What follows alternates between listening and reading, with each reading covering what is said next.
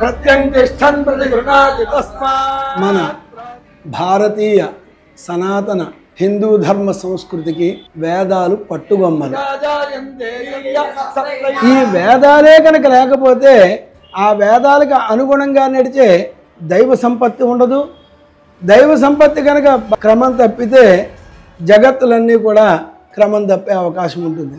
కాబట్టి కేవలం వేదాధ్యయనం కనుక నిరంతరం తగిన ప్రాతిపదికలో జరుగుతూ ఉన్నట్లయితే జగత్తులన్నీ సుభిక్షంగా ఉంటాయి, దైవానుగ్రహం సుభిక్షంగా ఉంటుంది అనే మంచి లక్ష్యంతో 2022లో శృంగేరి జగద్గురువులు శ్రీ విధుశేఖర భారతీ తీర్థస్వామి వారి ఆశీర్వచనాన్ని పొంది శ్రీ తటవర్తి కృష్ణమోహన శర్మ గారు వేద పాఠశాలను ప్రారంభించడం జరిగింది. ఇక్కడ ఉచిత విద్య బోధన చేస్తాం కాబట్టి ఉచితంగా విద్య ఇవ్వాలి. ఆ విద్యార్థులకు కావాల్సినటువంటి ఆహారము వసతి ఏర్పాటు చేయాలి. అలాగే అధ్యాపకులకు జీతభత్యాలు ఏర్పాటు చేయాలి.